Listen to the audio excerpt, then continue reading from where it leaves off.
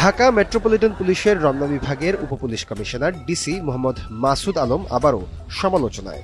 ধানমন্ডি ৩২ নম্বর এলাকায় ছাত্র জনতার উপর পুলিশের লাঠিচার্জের আগে তার ঊর্ধ্বতন কর্মকর্তার সঙ্গে ফোনালাপের একটি ভিডিও সামাজিক যোগাযোগ মাধ্যমে ছড়িয়ে পড়ে। ভিডিওতে তাকে বলতে শোনা যায়, এরা তো শিবির স্যার, আমাদের এখানে তো কিছু ফোর্স লাগবে। এই মন্তব্যকে কেন্দ্র করে নেটিজেনদের একাংশ তীব্র প্রতিক্রিয়া জানাচ্ছেন। ১৭ নভেম্বর শেখ হাসিনার মানবতা বিরোধী অপরাধের মামলায় রায় ঘোষণার সময় ধানমন্ডি ৩২-এ উত্তেজনা দেখা দেয়। ঢাকা কলেজের কয়েকজন শিক্ষার্থী বঙ্গবন্ধুর বাড়ির সামনে এক্সকাভেটর নিয়ে ভাঙচুরের চেষ্টা করলে সেনাবাহিনী ও পুলিশ বাধা দেয়।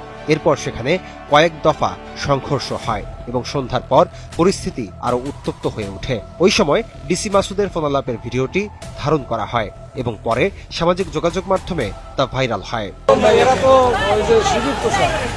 বিশ্ববিদ্যালয় পরিবার নামে একটি ফেসবুক পেজ ভিডিওটি শেয়ার করে দাবি করে, আন্দোলন দমনে এখনো শিবির ট্যাগ ব্যবহার করা হচ্ছে এবং ডিসি মাসুদ আন্দোলনকারীদের শিবির আখ্যা দিয়ে কঠোর পদক্ষেপের অনুমোদন নিয়েছেন।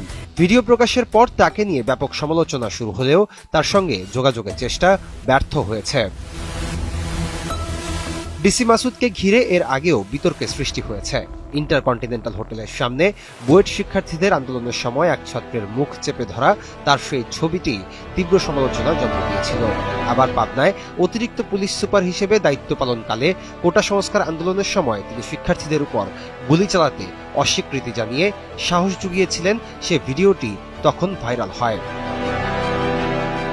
এছাড়া বিভিন্ন গণ আন্দোলনে দ্রুত ঘটনাস্থলে পৌঁছে পরিস্থিতি নিয়ন্ত্রণে আনার জন্য তিনি প্রশংসিত হয়েছেন। গত মে মাসে আওয়ামী লীগের বিরুদ্ধে গণহত্যার অভিযোগ তুলে দলটি নিষিদ্ধের দাবিতে আন্দোলন শুরু হলে তিনি খেলার মাঠ থেকে জার্সি পরা অবস্থায় ছুটে গিয়ে ঘটনাস্থল সামলান। এ ঘটনাও আলোচনায় আসে।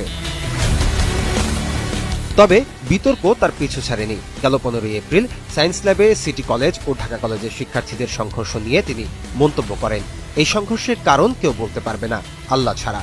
ওই মন্তব্য আলোচনার জন্ম দেয়। ডিসি মাসুদ বিসিএস পুলিশ ক্যাডারের ২৮তম ব্যাচের কর্মকর্তা। তিনি র‍্যাব ৬ ঝিনাইদহ ক্যাম্প, পরে পাবনা জেলার অতিরিক্ত পুলিশ সুপার হিসেবে দায়িত্ব পালন করেন। এরপর পুলিশ সুপার পদে পদোন্নতি পেয়ে গত বছরের ৫ আগস্ট ডিএমপিতে বদলি হয়ে রমনা বিভাগের ডিসি হিসেবে যোগ দেন।